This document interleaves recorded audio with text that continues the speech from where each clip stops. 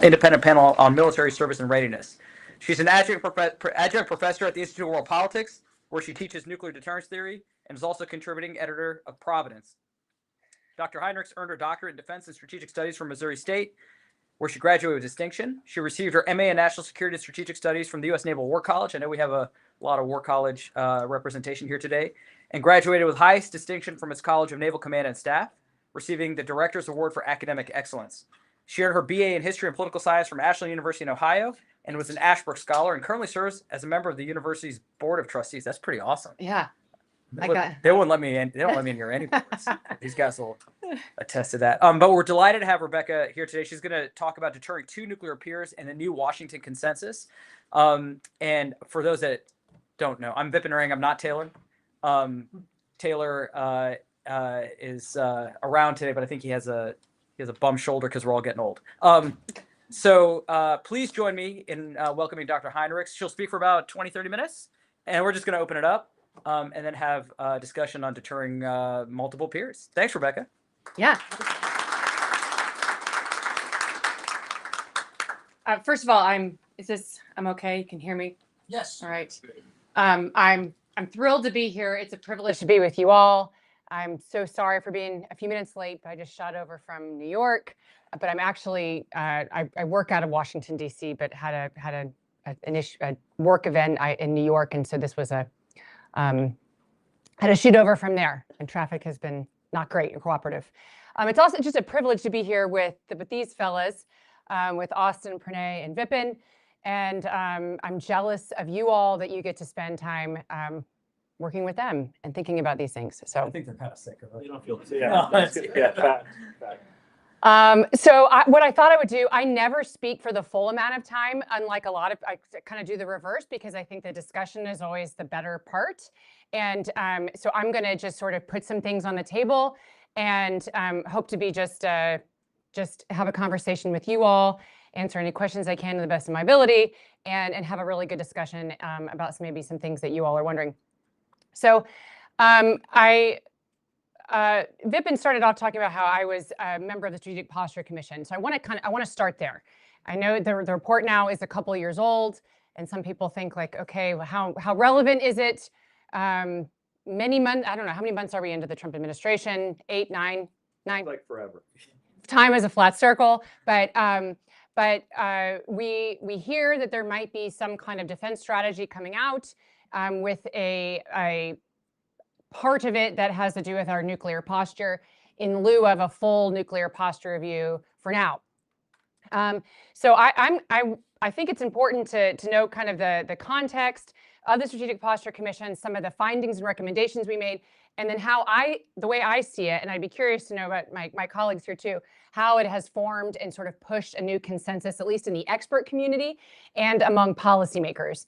And of course, my hope, and I can share sort of where I think some of the possibilities are for this administration's policies on nuclear posture, but where I think sort of where the consensus may impact the policy the most.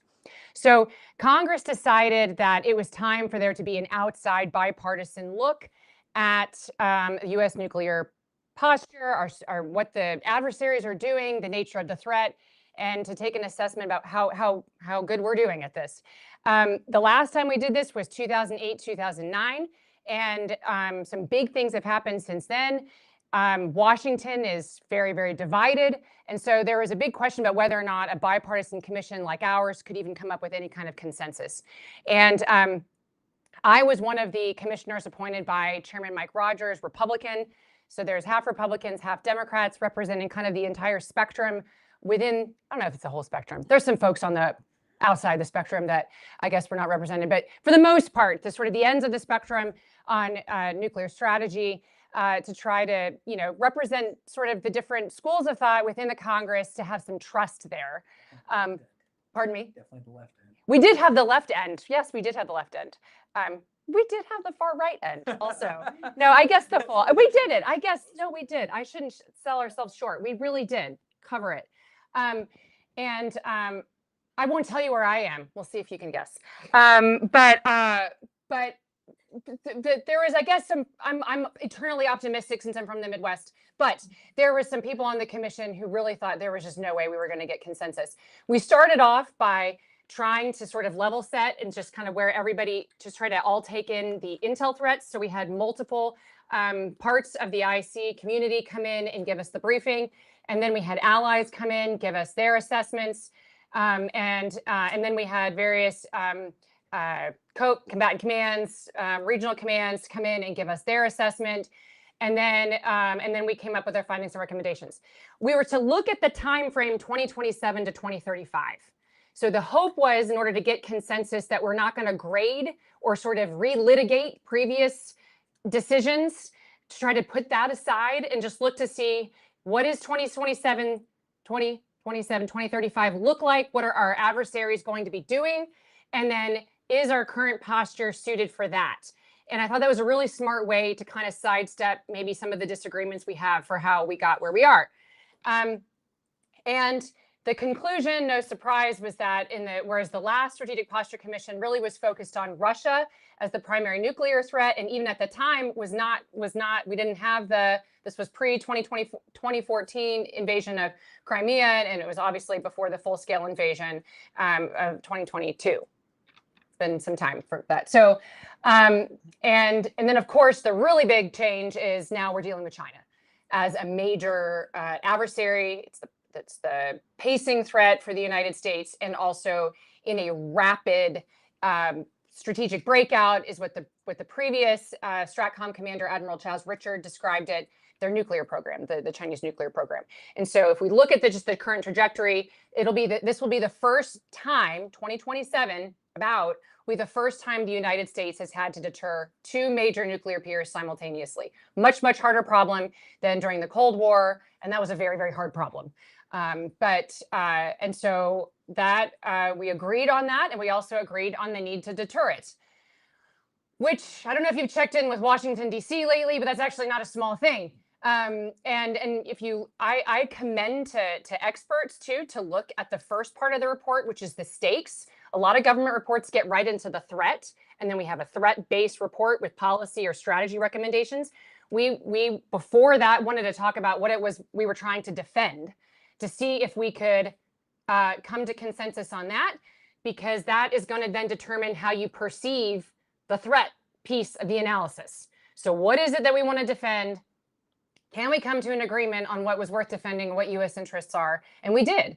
And we wrote it in a way with the hope of thinking of multiple audiences. Our adversaries are going to be reading it. Our allies are going to be reading it. Members of Congress are going to be reading it. And I have encouraged book clubs across the nation to pick up the U.S. Strategic Posture Commission and make it the centerpiece of your book club. But we really, truly did want to respect the American people, understanding that they needed to have buy-in on the nature of the threat to what we believe are, regardless of where you are in the political spectrum, as an American citizen, as an ally of the United States, these are the things that we believe are all in all of our shared interests. And we can deal with all the domestic problems politically, but this, from a U.S. national security standpoint, is imperative. And it is the #1 priority for the United States and our national defense.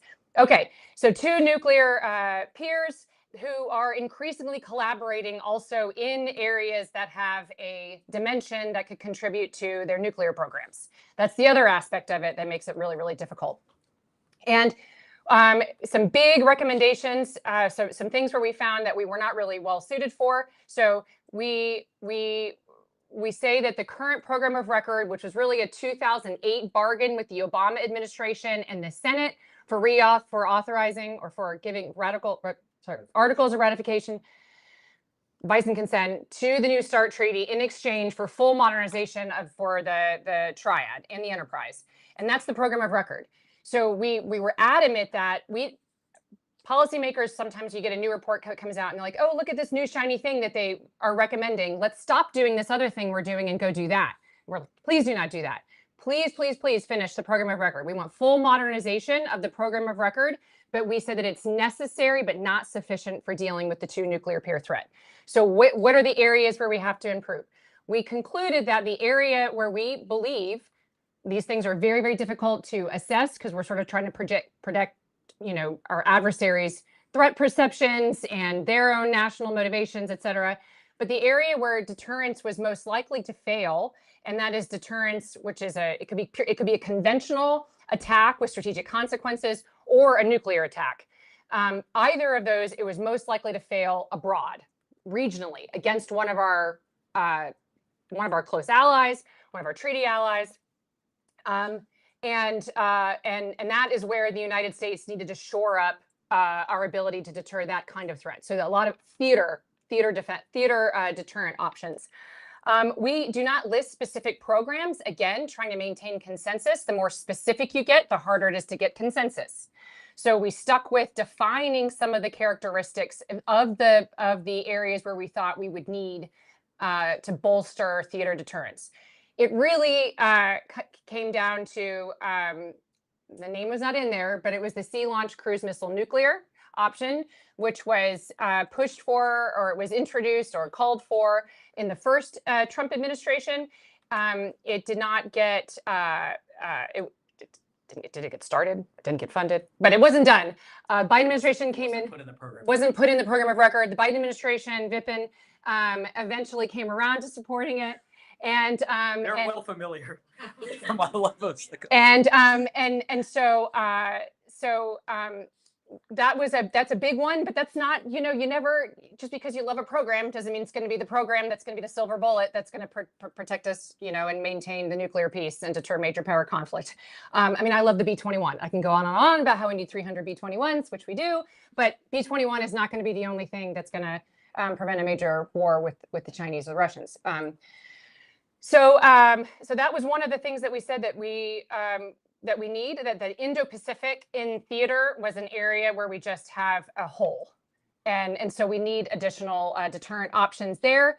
Another remarkable recommendation was that, this is a good conceptual frame to think about too, that I thought was very, very useful, is that we defined sort of what the adversaries were trying to do, because you have to understand what the adversary's theory of victory is so that you can deter it, right? Otherwise, what are we deterring? And what we concluded, and I wish it was even clearer somewhere in the report, but you have to read it a few times and then it kind of pops out more, is that the United States' military center of gravity is, in concrete form, our alliances. That is what upholds what we say is our vital interests, the U.S.-led order that we built after World War II through the Cold War and maintained. And most concretely, it is our alliance structure. Therefore, the adversary's theory of victory to supplant the United States is to break the credibility of the United States' alliance. And with it, of course, our extended deterrent. And so then it starts to make more sense in terms of which programs or which strategies or how our posture may be lacking when you really understand that. So it's theater deployed assets to deter the adversary on these lower levels of violence, again, specifically to deter, but then to also carry out our military political objectives if deterrence fails on the lowest levels of violence to benefit our interests. The other thing that we concluded was that because the adversary would seek to undermine the credibility of the United States coming to the aid of our allies, another way to do that was to coercively threaten the American homeland. Not a massive full-scale attack, but what we define is, and we really took some time ironing out the specific language on this point, but because we tried to scope it in a way where we could all agree what we were talking about, which is that the adversary may try to coerce the United States by holding certain things on the American homeland at risk, those particular things that would be necessary for projecting power abroad, coming to the aid of our allies. And then if they could hold those at risk, it doesn't have to be with nuclear weapons, it can be with conventional weapons as well, but that those things were unacceptably vulnerable and could tempt that, or at least give them coercive power over the United States. We wanted to take that away. So we recommended that the United States change its policy on missile defense to bolster homeland missile defense to defend against the coercive threat against peer adversaries. That's a big deal. That is not exactly what the Golden Dome says it's going to be. And we can talk about how those are different, in my view. But my hope is that the strategic posture influence, Strategic Posture Commission can influence the plan for Golden Dome and then how that is implemented. But it is remarkable that we came to consensus on that particular point. And some of the reasons for that were some of the folks maybe who have been really uncomfortable with U.S. homeland missile defense, or that one, our restraint in missile defense has not bought us restraint from our adversaries for missile defense like we wanted it to. Just hasn't. The Chinese and the Russians have been very busy making sure that they can protect those things that they want to protect, and make it much harder for the United States to have the confidence that we want to have, that we'd be able to put weapons on targets. And so the United States then should not be as restrained if it didn't buy us the restraint we want. Some other reasons, for me, I just want to sort of I want to complicate the adversary's calculations. You make it harder to launch an attack against the United States. And so you're going to have to go bigger if you're going to do it, which has different implications and considerations for the adversary. So I think it bolsters deterrence. It also increases the credibility for the U.S. extended deterrent, telling our allies, look, we're serious about protecting ourselves. You can count on us to a greater deal, understanding that's not going great right now, but you can count on us more if you understand that we're taking this threat seriously and that we want to make sure that we're able to project power and come to your defense if you need it. So that was the other big one. What are the other big ones? We do not come to consensus. We did not recommend testing. I want to put that out there because there's some newsy things there. What else? Other adjustments. Pardon? Size of the force. Great. I don't think there Okay. was a recommendation. So we made it clear that we did not come to an agreement on that. So I love the little nuggets that you can tell that former congressional staff were on the commission, because we left little treasures for Hill staff who were looking for things. Like one of my favorites is if you do like a Control F, just to like make a talking point with like urgency, I think was like 40 times. And there's, I think it was like 81. Like we had like urgency or necessary, and then we tried to really kind of flag what is urgent, truly, what is necessary, what, to try to sort of really convey what we were trying to in terms of where the focus should be. But on that particular point, we just could not come to consensus on specifically growing the size of the force now. Some of us believed we do. Or that it will be inevitable, I should say, that we don't necessarily immediately right now, but if you just look at the trajectory, it's going to happen. And then others said, no way. Like you can upload, you can do other things if you need to now, but we've got enough warheads and we don't need to grow the size of the force for the foreseeable future. So we left that open, and we even noted, I believe it was in the chair and the vice chair's opening letter where they even mentioned that was an area where we could not come up with consensus. I think it's pretty clear if you go through our findings and recommendations that we are certainly moving in that direction.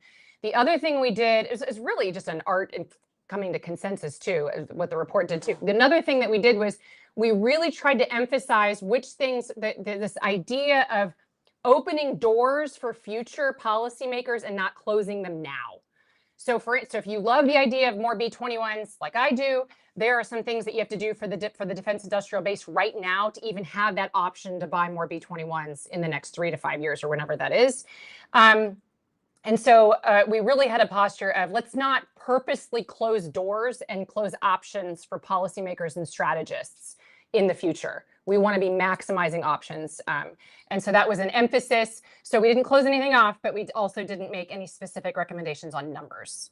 Space. Space, we have to protect it. Further than that. Yeah. Frontier. Yeah, it is. So we did, we really, one of the things that we struggled with was sort of limiting ourselves in what we spoke on, because there's just so much. When we talk about the defense industrial base, we talk about the workforce, all that kind of stuff, because we wanted to make recommendations that were technically feasible and not make sort of outlandish recommendations that weren't. But on space, I would say we did discuss the need to fully utilize space in our U.S. strategic posture, that it couldn't be sort of thought of as this separate domain. The threats to space are I don't remember the exact words we used, acute, they're Urgent. really urgent. And that the United States has to use that domain.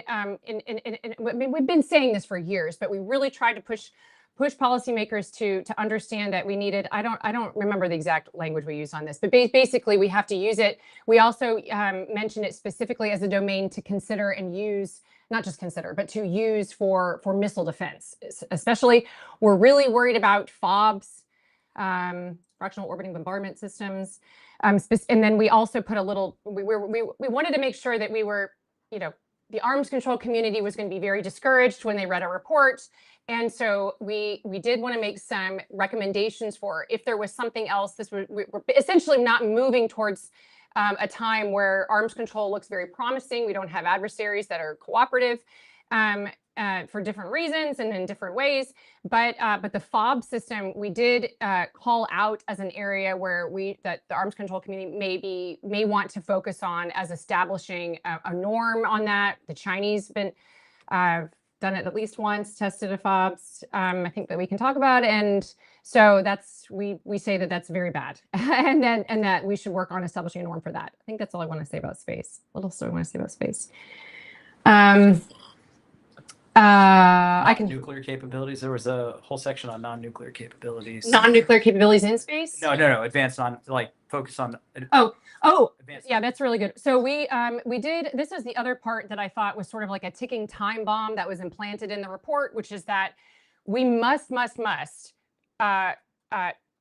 work with our allies to increase conventional forces, because both Republicans and Democrats have been trying to move away from nuclear deterrence as an emphasis in our defense strategy.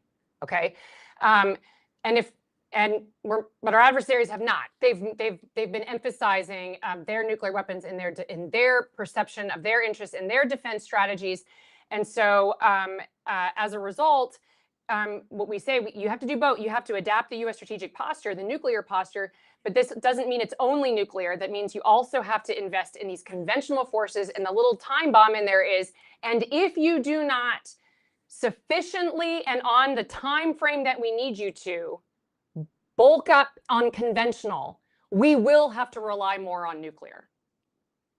And I keep pressing, I'm like impressing that on people, that if we're going to be really nervous about longer range strike systems in Europe, and if we're going to be really nervous about just purely conventional systems in the Indo-Pacific theater, and if we're going to be no on that, we're going to find ourselves really, really late in the hour and needing to go pretty fast and lean much harder on nuclear weapons, which I don't think people want to do. And so I've just been really trying to impress that upon people. It was just it's just a note that was in the strategic posture that I try to elevate as, I don't know, I wish, my only regret is that we didn't like put a timer on it.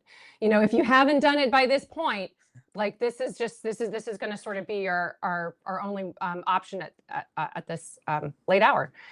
So the other thing I'll just say on consensus, after we did the Strategic Posture Commission, the U.S. Institute of Peace, which has since been doged in its last act of living, I served as a co-chair with Dr. Brad Roberts, and we did another report on strategic stability. And it was there's a couple people who, like Matt Koslow was one of the experts that helped us write the report, but he wasn't one of the commissioners, but he was one of the commissioners on the USIP report. Jim Miller, Rose Gottmeiler was an advisor. We had Eric Edelman. Anyway, it's a really, really great, again, different people, some different people sort of known, sort of more on the more hawkish and more dovish end of the spectrums, brought them in and said, can we be even more specific than Strategic Posture Commission, or do we have departures anywhere?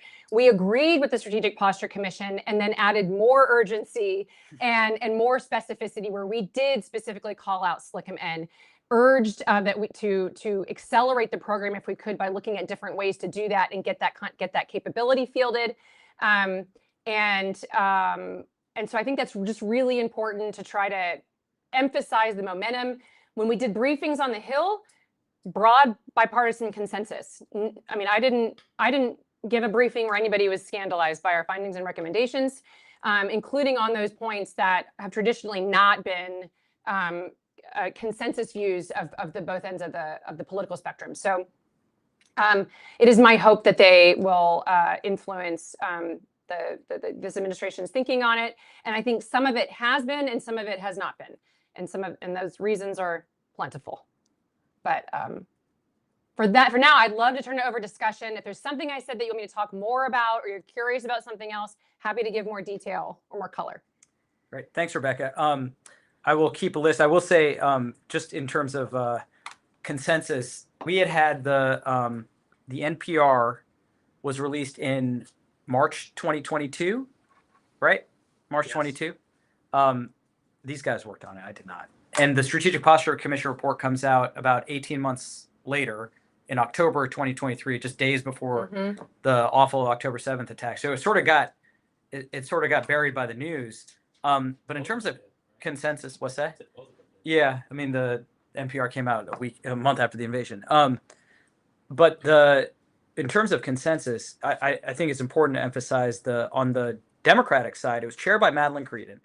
You had Rose Gottmuller, Gloria Duffy, Leonor Tomero, not sort of traditional hawks on a lot of these issues, who came along, sort of, I think, through the process to, I think, join a consensus that, if I'm right, you didn't go into it thinking you were going to get, or even seeking consensus, right? No, and I'm going to just foot stomp how this was even possible. If you think about what was going on at the time, I mean, Russia has invaded Ukraine, and Russia is engaged in some pretty sporty nuclear threats at the time, and so there is an enormous sense of getting this right, and that we were on the brink of potentially living through a break in the nuclear peace, strong sense of patriotic duty to really truly provide something that would be useful. It's very, very difficult to hold on to priors that were obviously in real time being sort of contested. And even when they would pop up, these strong sort of confirmation bias, you may think about how to impact or change something that appears to be a falling apart of stability, and how you would think that you want to bring something to bear. And then, we would just say, I mean, there's times where I would say, what do you want to do? If you don't want to do what I want to do, I want to do X. What do you want to do? You don't want to do X. And then it was like, what else is there to do? I mean, all of these things are happening that we had tried to hold off in good faith, really try to hold off. And I really, that forced, and that's why it was so important to also be in person, because I also found like consensus is fragile, and then you leave for a couple days, and if you try to reopen a discussion that we had last week, you sort of have a different even view of it after you feel the weight of what's going on in real time, and you get a threat brief, and then you try to come up with a solution, and you go home and sleep on it, and then you're like, I don't know. So it was, a lot of it had to do with the pressing nature of the acute threat at the time that we were actually trying to come up with something useful. And then we had a just great co-chair and vice co-chair to try to keep us where we could agree and sort of push aside the things where we didn't. And the co-chair was General Hyden, right? I mean, no, John Kyle. John Kyle, sorry. General Hyden was on there as well, but Senator Kyle was. John Hyden was one of the Democrats. Right. Yep. Yeah. Yep. And it was very helpful Also to have consensus as then we went through. The fact that you got consensus helped as we started thinking about adjustments to the program of record then, and that was in the next 2 years afterwards. So just in terms of timeline, as we're thinking about where this fell between the nuclear posture review and then where the Biden administration ended, in the middle, but getting consensus then provided actually top cover for us to start thinking about things that an administration sort of spearheaded by non-pro Joe may not have otherwise considered, because there's so much consensus. Okay, I'll shut up. I saw Sam first. Keep her hands up. All right, I'll jump into it. So I read the Strategic Posture Review, the Commission on the Strategic Posture Review, and the Commission on the National Defense Strategy in 2024. And both reports do not seem to place a lot of priority on, I guess, considering the limits of U.S. fiscal constraints, to put it mildly, and have like a pretty expansive set of sort of needs for U.S. national defense. Can you talk a little bit about how that sort of fit into discussions in the Strategic Posture Review, and then also, I don't know, whether or not there is a discussion of changes to U.S. foreign policy priorities as a way to sort of, make this strategy work? So it's a really good question. We did not want to spend a whole lot of time as sort of budget analysts Again, it's not. I'm not one, but also we're that just wasn't our mandate for the report. But we do emphasize that we can afford deterring major war, nuclear war against two nuclear powers simultaneously. That of everything else we're doing, we have to be able to afford that. We can't afford not to do that. So if there are other things that the United States wants to do, and that is not deterring nuclear war, it's not a priority like deterring nuclear war is. That's how we thought about it. So, you know, and we can list a bunch of other things that a policymaker may want to do. If it's not in that bucket, we would say, then if there's gonna be a constraint and you're gonna make decisions, you know, I've got my own views about the American budget and what we should cut, but we were not going to find consensus there. I think I may have been the person who was like, should we try? No, it was a bad, we should not try. Yes, Pranay. Oh, sorry. No. Two fingers, you can run traffic. You know the rules. Sam's question in a slightly different way then. So Roger here, prioritization, deterring nuclear war has to be the absolute priority. Do you observe that that's being reflected in decisions that are being made by the services, for example? So as opposed to like robbing Medicare to pay for He guffaws. It's very guffaws. how do you see the services Skating the witness. That was a textbook guffaw, I think, from Dr. Long there. No, I mean, I don't think it's been reflected as a priority. And I would also just, part of the problem is, I mean, I've heard that there's lots of reasons why that is, but I think part of the issue is, and again, Admiral Richard, to name check Admiral Richard again, he tried to sort of emphasize that whatever member of Congress you are, or senator you are, whatever thing you have in your district that you like military-wise or whatever, let's just stick with just sort of DoD stuff, not Medicare and other like mandatory spending. But if you even just look at the DoD budget, you know, all this other conventional stuff that you like, that you want to do and that you support, none of it is possible without a strong nuclear deterrent. That nuclear deterrence is the thing that enables the United States to use or deploy anything else, even if you only care about taking out the Houthis. Let's say that's just what you care about. You want to take out Houthis. Okay, but you still have to be able to deter major war, major power war, so that you can do this other thing that is a problem.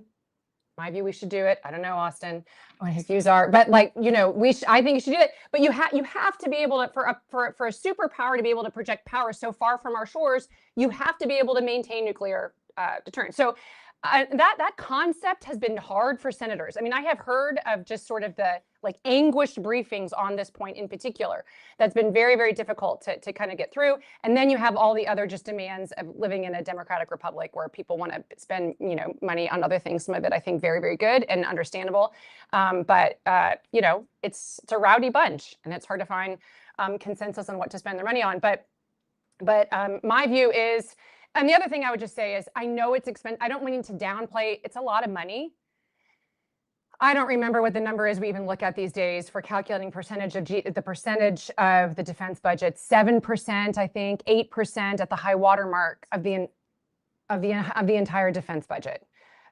So that's not a small amount of money. I understand that. Sorry, just to be clear, for the nuclear component is what you're referring to. Correct, for the nuclear component. Barry? You alluded to it when you talked a bit about space. You know, I've only cast my eyes over this report. I didn't kind of go spelunking in it. But since you met with pretty much everyone in the community, was there any kind of satisfaction or dissatisfaction or genuine concern about nuclear command control communications and intelligence and early warning, right? Especially in light of concern about a crisis that one way or the other at least implicates the interests of more than one other great nuclear power. It just seems like, holding aside warheads and munitions and everything else, the degrees of freedom that are in such a crisis are quite extensive. And I'm just wondering, was there any talk about that? Yes. And can you share anything? We must there are going to be certain things that we would be very, very worried about in a conflict with both of those powers. Let me just sort of take your question and just make another note that's been public, which is that, one of the first military acts in Russia's war against Ukraine was in space, was an attack against assets in space against Ukraine. And so, which, the first time I heard that in a congressional hearing is like, I don't really remember that being like a big part of this war initially. And then come back, it's like, oh, sure enough, this has been reported. It was mentioned, DOD confirmed it. So, so clearly our adversaries understand that, The attacks on Starlink.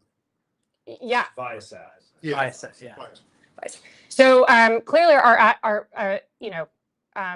we need to be able to see what's going on in the battlefield and battlefield awareness. And so, yes, we were very concerned about that. We had a lot of briefings on that. We make recommendations to make sure it's more resilient, that we've got a plan for that, that we reassess sort of what our strategy is. I mean, how do we think about escalation in space? Do we have to look at reassess what we think about escalation dynamics with an attack in space, against space, from space? Yes. And then also command and control and making sure that it's resilient. And we don't make specific programmatic changes. Areas where people were apoplectic about command and control survivability, really apoplectic. I don't get that impression now, but I think that's only because we're apoplectic about many things. I don't think it's necessarily that we're not concerned. I just think that there were so many areas where we thought, my goodness, we have got to go faster and improve.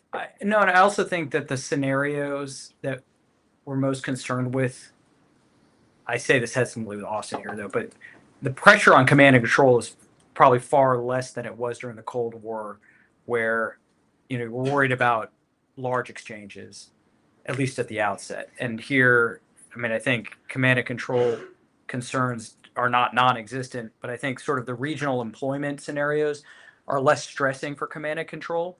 And Austin's going to tell me why I'm wrong. I don't think you're wrong, but the stress could come early before any nuclear use. And I think that's a little bit different than the periods you remember. Our adversaries clearly have a lot more conventional counter space capability. Both have tested a direct descent anti-satellite weapon. They have non-kinetic capabilities. That was what the Viasat attack was. So even before any nuclear weapons are exchanged, you could see C2 degradation in a way that I think was not really as much of a problem in the periods you remember. So that I think is different. And when you have two adversaries, the ways they might go after your command and control by accident or by design can be complementary. China might have capabilities Russia does not. Russia might have capabilities China does not. Again, even pre-nuclear. He doesn't look convinced. No, this is he's not very thinking revealing. I just think there's a lot more. Emily? Yeah, I wondered, so the necessary but insufficient quote is kind of the thing that's gotten pulled out of the report constantly. And so I wondered how the commission thought through the idea of necessary but insufficient in sort of an interim solution to that, given that we're not even going to have our program of records done anytime soon, and to say that we need beyond that. Well, yeah, good question. So that doesn't mean that we can't be doing things in parallel. So we don't say sort of finish the program of record and then move on these other adaptations. We're saying, let's get ready now. Please do not stop. Do not take money from Sentinel to pay for the shutdown. Which I think we did. Qatari 747. Or, yeah. But, do not, pull from Sentinel or, please do not do that, or from Columbia. Do that. Keep doing all of that. We have to do that. And not only do we have to do that, we have got to keep looking for ways to go faster and sort of get the cost down and not keep having these McCurdy's and all that kind of stuff. So just don't rob from there in order to pay new ground launch cruise missile nuclear or whatever, do all of these things or more LRSO or more. Please just do the program of record and then look for all these other ways. And there's also other things that we can do, like uploading and other things that are not going to be a huge breaking the bank in addition to the program of record. So you know, I mean, the big thing, you know, when people talk, some of the not skepticism, but some of the questions I'll get back to is, you know, this sense of urgency, like what scenario exactly are you talking about with these two nuclear peers? So necessary but not sufficient. Really, it's opportunistic aggression in one theater once the other guy goes first. Thankfully for us, at least from my perspective, this helps me not despair, is there's a lot of incentive to go second if you're this adversaries, unless you have like that a different. So so you want to be the second mover. You want the other guy to go first, that the U.S. kind of goes there, and so it's like yes, we have an urgent problem. It's a real problem. The program of record is necessary but not sufficient. But there are things that we can be doing now. Like, you know, I would tell senators, I say, man, you made how many recommendations? How do I pick and on which thing to advocate for? I'm like, you know, everybody pick 5 things and make it your thing that you push for. We need more tankers just for, you know, conventional fleet. So it's, you know, so there are things that we should do to be, especially if you have 300 B-21s. So big muscle movements in order to deter that first mover.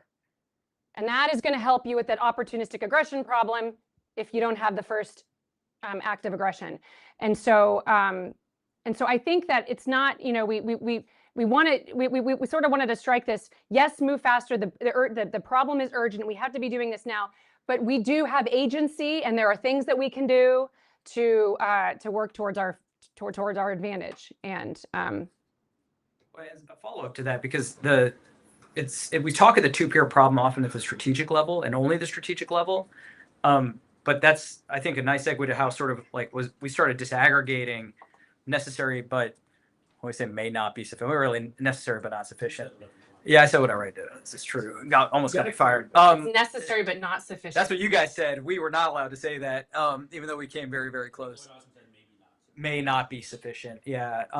Just so that because I think, this is important because of this strategic level versus regional level. You know, we didn't want to imply that we weren't sufficient at the strategic level, because I think we probably are and will be for at least a little while.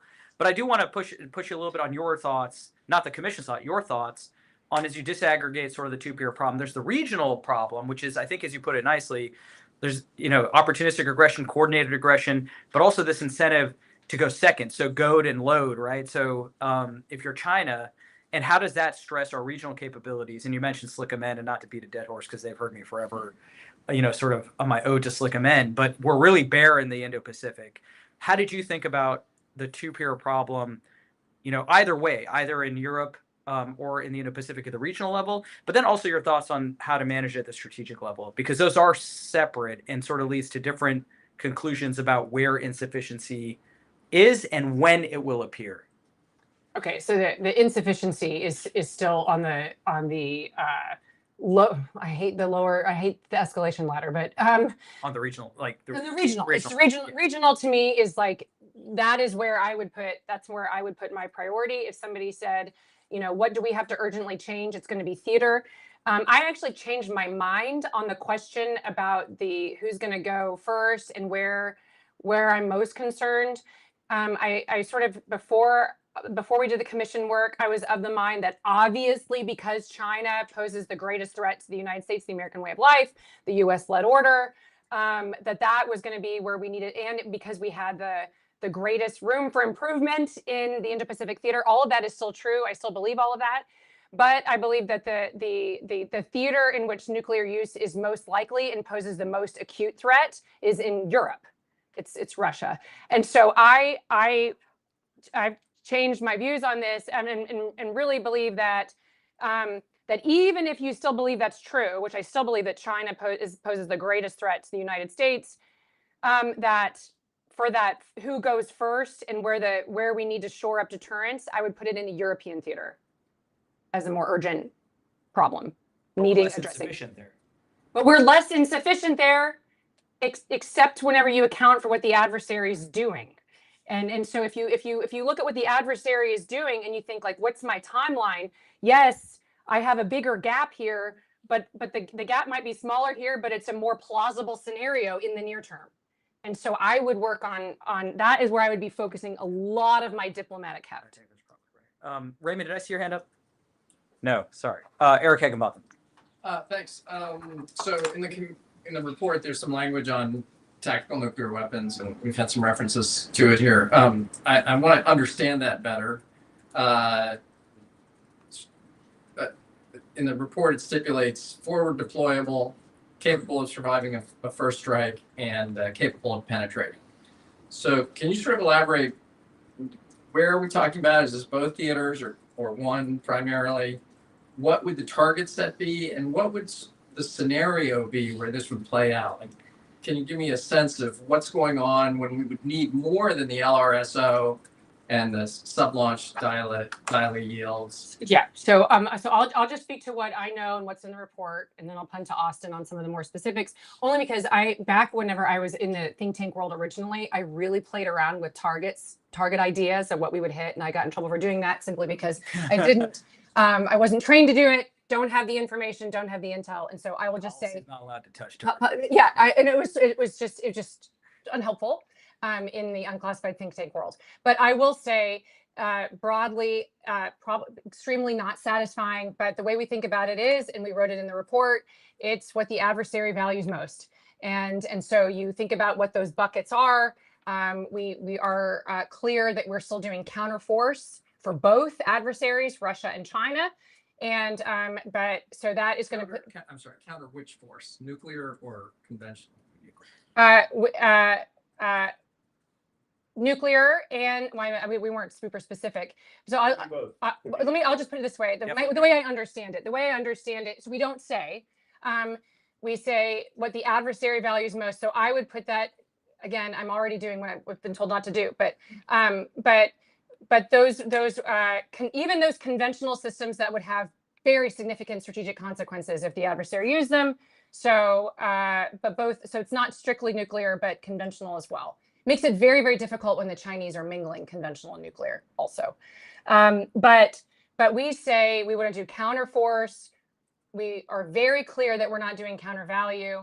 And that, to me, is another one of the clues when the person who asked about the numbers in the force, where I think it clearly, sort of just by its own logic, would necessarily put a demand as the targets are growing, the number numerically growing, and therefore our force is going to have to grow if we're going to be able to credibly convince our adversaries and our allies that we can put weapons on targets based on those broad categories for counterforce.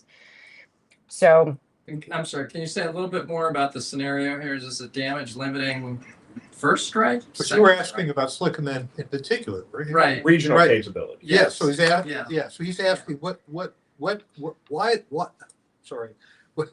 Conventional missiles. what specific question is the theater nuclear capability the answer? We buy lots of strategic systems to cover lots of strategic targets that people care about. I think his question is to what specific problem is the Slick and then the answer? Austin, it's just beyond what we Yeah. specifically mentioned. Conventional ballistic Eric's missiles question, I think, is beyond on the mainland. just Slickerman, right? So why is Slickerman and LRSO together not? I would just say, we don't know exactly what Slickerman is going to be, but if in the language that Congress originally passed, it was supposed to be an LRSO derivative. So I'll just posit that it will have similar characteristics. I could be wrong. But things that LRSO is not. One, it is not prompt, right? It is not a prompt weapon. And then second, it is not designed for use against moving targets. So if you were to take, for example, a theater in the Pacific, an adversary might have the boats. The boats might be a target. It would be hard to get the boats with a slow, non-target seeking, i.e. a coordinate seeking weapon. Therefore, one can imagine a role for more prompt, that is to say faster, and target seeking weapons, or target seeking weapons would be one. Faster and near. I mean, you can make an air-launched missile a target-seeking weapon, and we have lots of conventional weapons that do this, that seek targets. Yes, but we don't have any nuclear weapons that do that. So that would be different in the more and/or different category. You may say, well, that's no biggie, but it would require effort. Okay, Florian. Thank you very much for the presentation. So you spoke about the goal to get the consensus on the expert level. And I'm not sure if this question is entirely fair, but do you think that the real problem is not that the lack of consensus among experts, but rather the closure of the executive, the political executive? Like, what's the point to have a very huge consensus between all the experts if the political executive doesn't listen to you? Especially when there was a nuclear testing with the nuclear testing announcement. Yeah. Okay. Good question. No, I mean, not as sorry as I am. No, I think where the political consensus is the most useful is Congress right now. It is very, very helpful to know that there's going to be people like Vipin and Austin and Pranay and Madeline Creedon, and I mean we're all willing to go in shoulder to shoulder into members' offices that trust each of us specifically, but then together it's pretty remarkable to say, no, this is really, really serious and we really have to do this. And this is, and so I think that is going to be huge.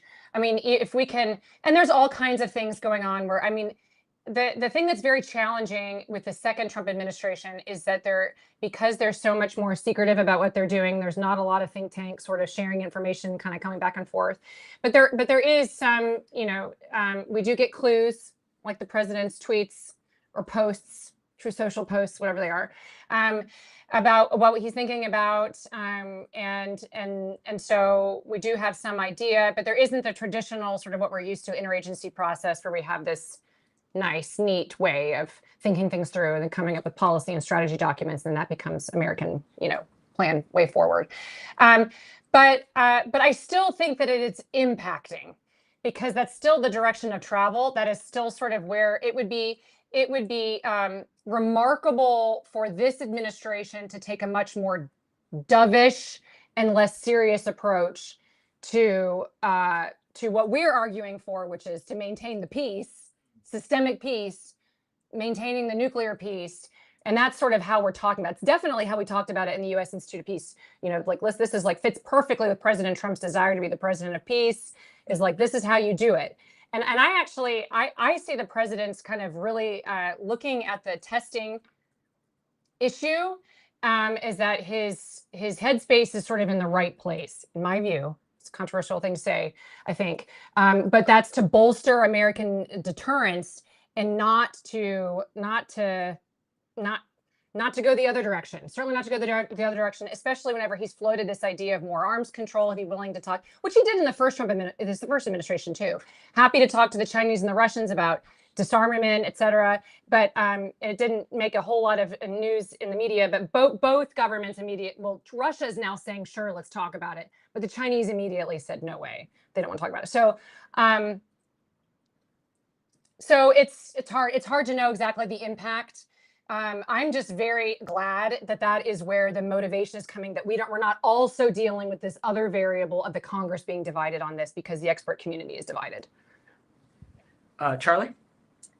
I have a question on missile defense. I was going to ask about the other weapons, but we sort of got a part of an answer on that one. So I wanted to ask what type of missile defense you're envisioning.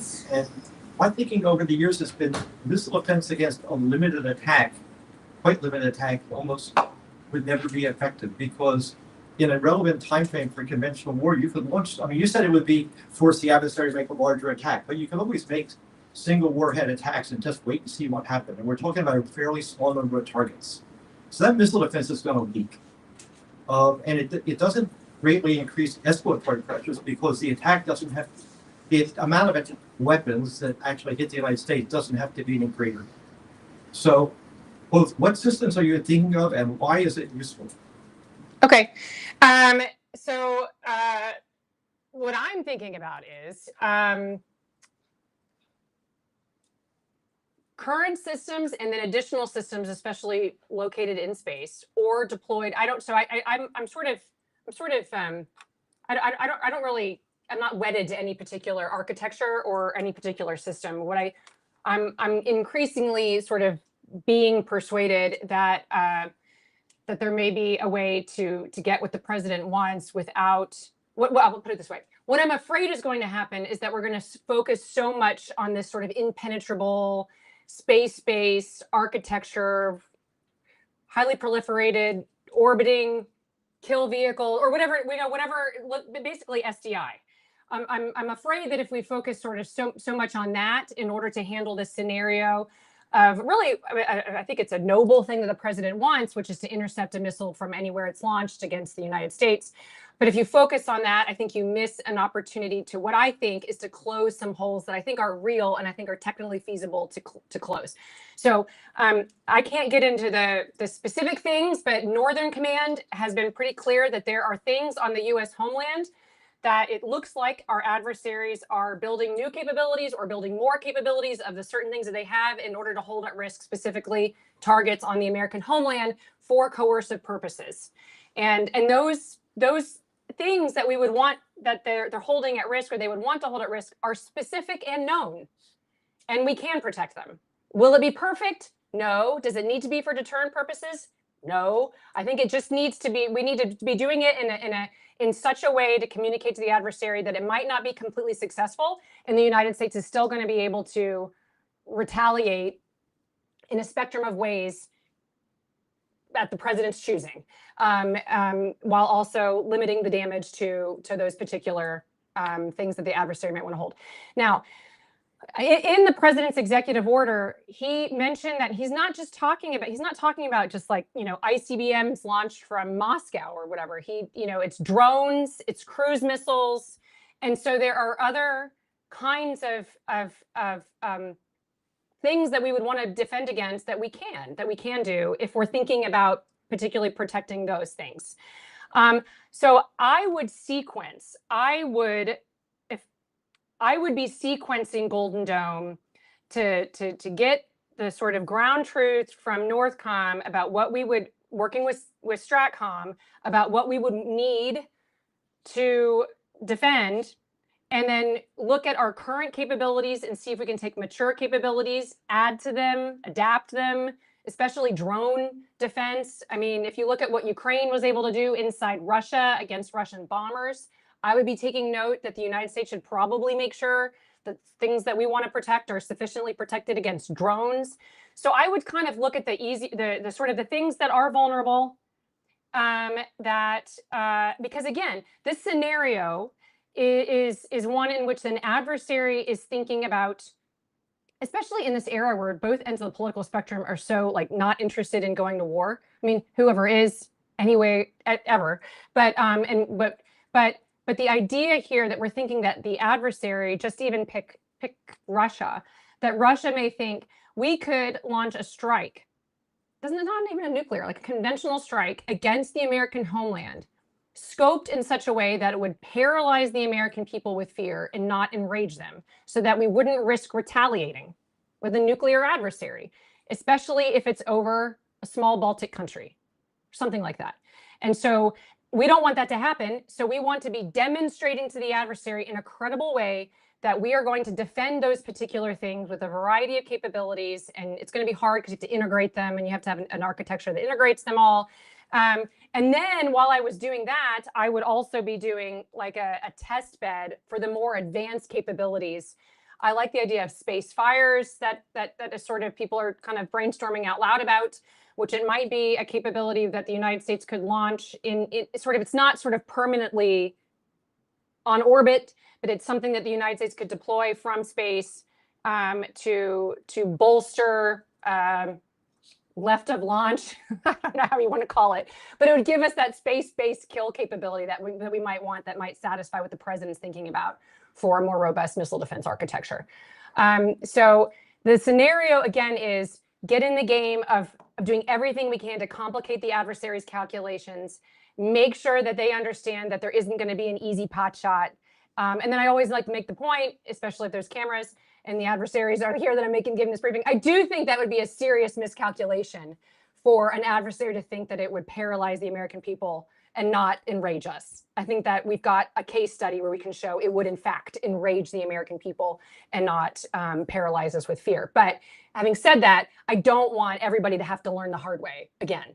It would be really good if we were working now to just, again, you're injecting doubt and further complications into the adversary's calculations about what it can get away with. No time. Thank you. Okay, Afterwards. I just say- No. So on I space- lost control. Space is- No coercion. Space is a non-starter. There's no way, but I'll just put that on the table. It's just not going to be feasible, just by sheer numbers. But on the question, I think it's important for your argument to distinguish between conventional and nuclear, because I just don't think you can protect a small number of targets against particularly against an untreated superpowered nuclear force. And so it's just very, you're arguing two very different things somewhat simultaneously, and they're very different challenges. So I just think that would be helpful. Okay, so that's a comment, not a question. All right. Because I've still got 8 people on the list in 20 minutes, we're gonna take 2 at a time so that we get all the questions in, and then Rebecca, you can answer what you'd like to. So I've got Wright and Nina next. Yeah. So I want to look at actually the conventional capabilities in the report, and specifically there's a couple comments about the differences in the domains between the European theater and the Pacific theater. And so what I'm curious about is what are the specific capabilities, conventional capabilities, that are the limiting factors in both? What do you need in both, and what needs to be invested in that is going to be kind of transferable between those two theaters? Okay, don't answer that yet. Nina? Yeah, I wanted to ask you to elaborate a little bit on more about this consensus building process. And you talked about how it's sort of the process of writing the report was influenced by real world events, these intel briefings you all were having, discussion, debate. And it seems like a relatively rare opportunity to kind of engage in good faith with lots of smart people coming together from very different perspectives and really like wanting to accomplish something and wanting to find consensus. So in this process, for you personally, was there something you changed your mind on, and what caused that change? Why don't you take those 2?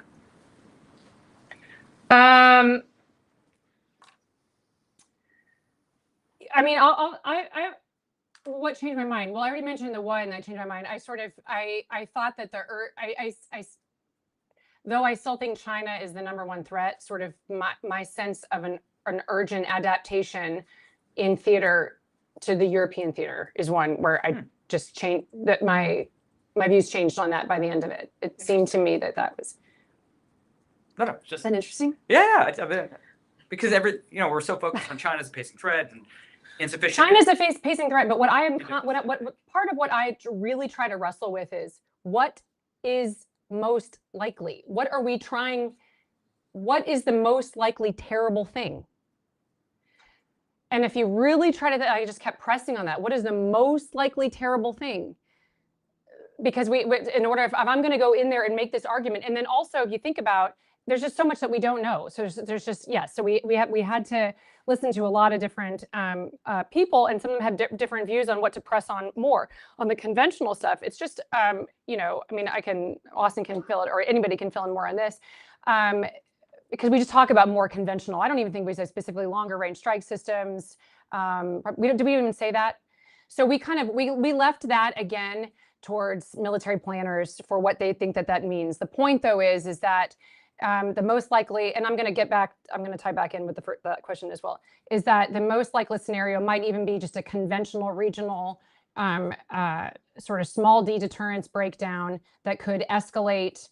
Especially if the adversary, like Russia, is threatening nuclear, that they may cross we still don't have a no first use, so you have to be careful here. It's like, they could either cross the nuclear threshold for a low yield strike anywhere in Europe, or a conventional attack in a treaty ally, in a NATO ally, that would cause the United States to join in with the rest of NATO. But the point is that our allies have got to beef up on the conventional side. And this is also a really interesting point of which there is consensus even among the sort of husband our resources wing that's in the Republican Party right now, the restrainers. They would even argue that our allies should be doing more of the conventional burden sharing as the United States continues to do the backstop of extended nuclear deterrence. Big disagreement on how that really plays out as a matter of strategy in real time.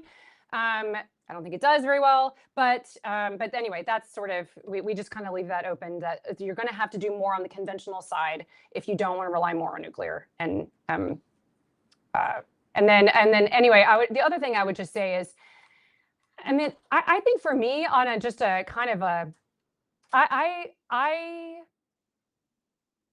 I really, really, really softened my view on sort of trusting that people who have very, very different views than I do on how to focus on arms control or hardware, whatever, that they really are in earnest in working in good faith towards the same thing I am, which is to maintain the nuclear peace, prevent major power war, and do it without surrendering America's core interests. Because we can always surrender our core interests. As an alternative, I would argue that would, if you do that, you're still going to end up with an adversary that's unrelenting. But I think that it's sort of just softened a little bit of my view that the sides are, that the other side, maybe for lack of a better description, is not operating in good faith. I think it was very, very pressing upon me that everybody really, really was. We were all trying to do the same thing. And as our chair, Madeline Creedon, likes to say, you know, if we can come up with consensus, then that has its own sort of demonstration that the United States can still do this. We can still come up with, so.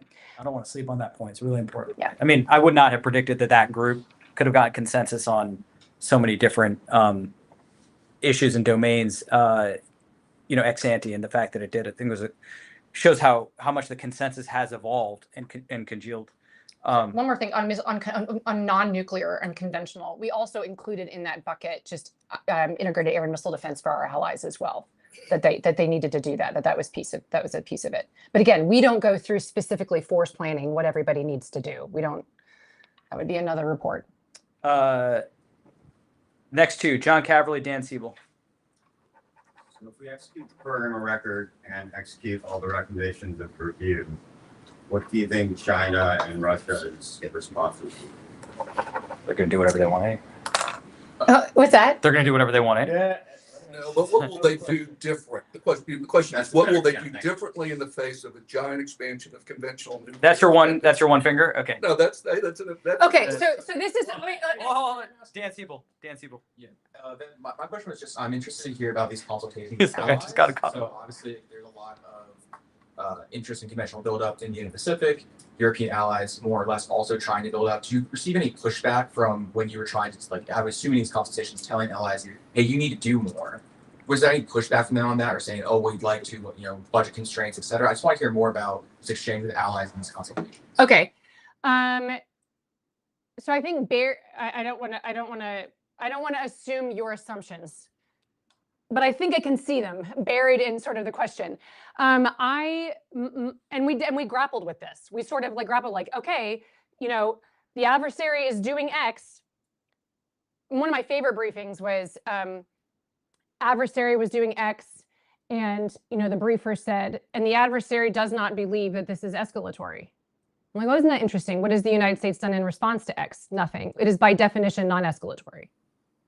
So we're moving into an era of where the United States, I think, has to force the adversary to understand that what either one of them are doing is not, we're going to thwart. We're going to thwart, stop, defend our interests, complicate their calculations. And of course, the idea here is, one, maybe create an opening for diplomacy, create the conditions for the adversary to believe that I'm not going to threaten or attack my way into achieving my interests. Therefore, I should engage in diplomacy. That's going to be better for me. So you can create the conditions that creates an incentive for a diplomatic outcome. We're for that. We say that we're for that. But we do not see the United States not making changes has not chastened the adversary. The adversaries are doing exactly what they believe they need to do with imperialistic, revanchist objectives against U.S. core interests in the interest of our allies. So what will they do? My hope, obviously, is that it causes them to conclude that whatever attack they may want to do may not be successful, and that they may be on the receiving end of an outcome that is not worth whatever thing they thought that they could gain. That's what the hope is. That's what we're trying to do.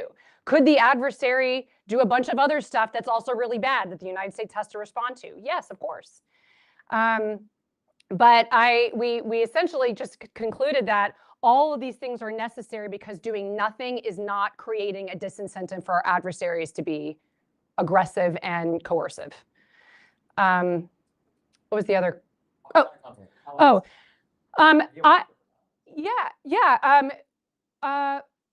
Very. Every ally acted like themselves. So where's our French colleague? yeah, which was actually just, I mean, it was. What I mean by that is, each country has their own strategic culture, and that was all. That is still true, but our adversaries, our allies, especially, well, in both theaters, are very, very concerned about what our shared adversaries are doing.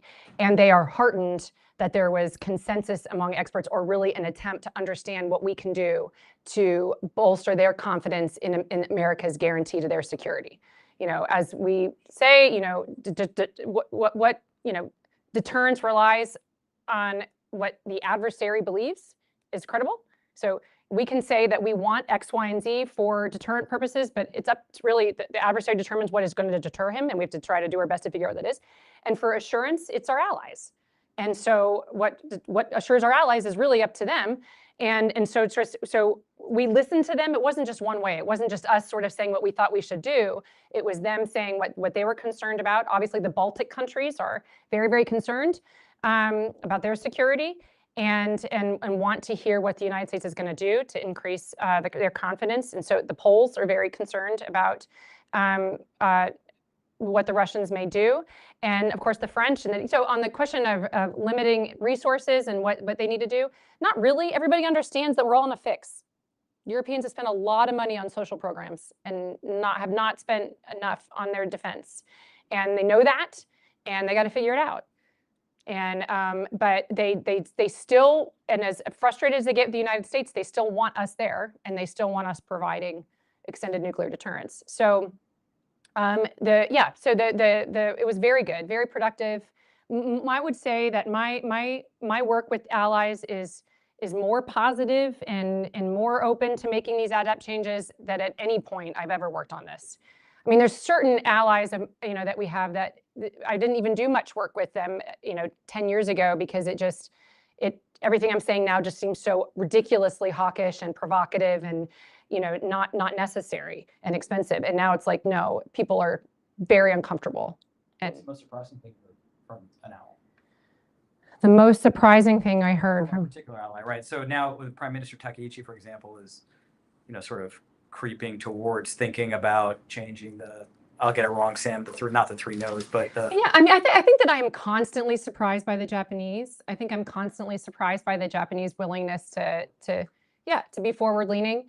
And then just the degree, it's just amazing how much the United States and the Japanese government have changed, and our relationship, and sort of the pressures against us both, and the necessity to move into areas of trust where we've just been uncomfortable there. I think I'm constantly just sort of impressed and surprised by that. Finally, I've got Eli and then Jim. Did I miss anyone? My question was taken, so I'm good. Okay, Eli, make it good. Charlie kind of asked my question, but I wanted to follow up. So you said that you weren't married to a particular missile defense contractor, and you also suggested that maybe the point of missile defense. Can you speak up a little bit? It's hard to hear you from here, Eli. I can hear. Did you catch what I said? Yeah, I got it.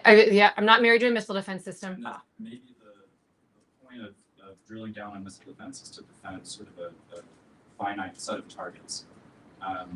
It seems to me like if you wanted to do that with, Golden Dome or GMB, that would be extremely expensive and inefficient and technically unworkable. But if you wanted to use terminal defenses, that would strike me as plausible. So it seems like the missile defense architecture is actually quite important.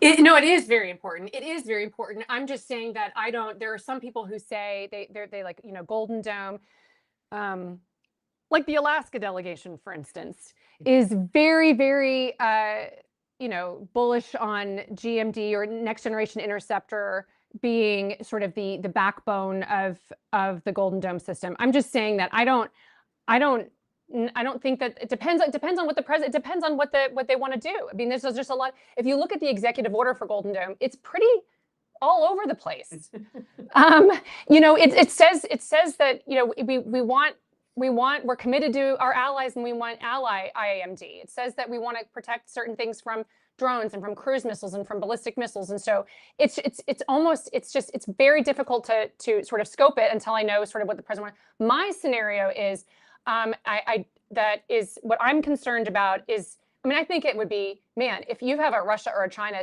striking the United States at all, and this is where I get the point about the difference between a nuclear strike or conventional and what that would take and the difference between defending against different things. But to me, either of those things would be so remarkable. We are in a very, very bad situation. It is a very bad day if there's a cruise missile headed to the United States from the Russians. And so I guess my point is that if you're in that scenario, you're now in a scenario in which you are, no kidding, deterring the next act that has the potential of escalating to much higher levels of violence. And so that's what I just mean. I don't think that GMD is designed against the North Korean threat. I mean, that's good news, bad news. It was never designed to handle the kinds of threats that I'm talking about from Russia and China. Although the law currently states that it's also supposed to defend against unauthorized attacks or accidental attacks as well from any nation state, however likely that might be. But it's not designed for that. It's just designed for North Korea. And by the way, the North Koreans have been advancing their program, and we have not been doing a great job at filling out those holes or those potential holes. I don't even know the status of what the silos are in Fort Greely, Alaska, or Vandenberg, California. I don't know. So I pardon? Probably better at Vandenberg. Yeah. Oh, interesting. So I don't know. I don't think it's going to be just GMD or NGI. I tend to think that if you wanted to if you're going to focus on the ground-based sort of big interceptor piece of this, I've always sort of been confused as to why it's so difficult to go back to the CE-2 kill vehicle that we were working on before that we no longer make for just GMD, for GBIs. I'm not sure. I've never been totally sold on focusing more on NGI as the next iteration for GMD, given how fast the adversary is advancing. And I think that once you get into sort of what you're trying to intercept or defend against, that they're going to outpace what GMD is designed to do. So does that make sense? So I think and maybe you know the answer to that, why we can't switch over to just going back to the CE-2 kill vehicle and GBIs. Because GBIs are Rube Goldberg, right? Like we put them together kit car style to get them in the ground quickly. Some of them are really quite old and it's hard to maintain both. Yeah, I know, but okay. Do you want to have the NGI will be better? NGI will be better. I'm just saying that our adversaries at some point are going to outkick our coverage for GMD. I guess that's inevitable. Yeah, I mean, you're just on the. And so I'm just saying it depends on it depends on. So I'm not I'm pro NGI. I'm just saying that if we wanted to go fast and we wanted to handle that particular, if we're just worried about North Korea, to me, it seems like we already were making some good progress on demonstrating what GBIs could do, and so I just have never been convinced that we just can't sort of make those kill vehicles again. But so that's the end of the list. But I did want to close with one sort of broader question, which Florian hinted at, which is we had the 22 NPR Strategic Posture Commission report. Biden administration closes with sort of homework and suggestions, and we spoke openly about thinking about adjustments to the program or record. The current administration doesn't plan to have a nuclear posture review. Seems to be very quiet on these issues, minus Golden Dome. Testing, although also unclear what the president meant, although I think we know what he is talking about, and not big boom, but maybe. Okay. So small big boom. Yeah, right. That's a difference, right? It is a very small big boom. That's very different than big boom. Big boom. But the sort of the question on the outside, how do we continue this work? As you pointed out, there's consensus. I think there's consensus in the middle, but the Trump administration is different, and so how do we continue the momentum? Given that there was such strong consensus in the Strategic Posture Commission report, and sort of, I'll say this from our side, the Democratic side, it was that there was strong bipartisan consensus, from and support from the Republican side of the Hill in particular. But now on the outside, how do we sort of continue this momentum I mean, I think just still. as academics? Yeah, as academics, I mean, I feel, you've all been asking really, really good questions. I think still grappling with them and sort of getting it clear. I mean, you might disagree with some of this analysis, but I think sort of writing about it, understanding the logic behind it, the analysis behind it, and still sort of pushing it out there. I mean, we still need to maintain it. Even sort of consensus can be gained and can be hard fought, but it can be fragile and we can lose it. And like I said, I mean, it was kind of remarkable just from sort of just a human psychology standpoint, how we can all sort of get in a room and think about all these things together and look at how bad the threat is, and we can get consensus. And then the more time goes by and the more we leave each other's presence, then it's sort of like you can sort of, you have different degrees of enthusiasm for the consensus that we found in the Strategic Posture Commission. And so I think it's still just, I just really urge just the constant sort of in-person grappling with these things, understanding, developing the analysis, writing about it, and writing about it in a way for normal people. Yeah, no, I mean, in general, also, I think there's a lot of disagreement about sort of the solutions in this in particular. I think, Charlie thinks the consensus is wrong, but at least we can agree about the resurgence of these issues. And, whatever the solutions are, it's important to continue to debate them. So in that spirit, really appreciate you coming. Thanks for coming from New York, going back to DC. Join me in thanking Rebeccah. It's a real treat to have you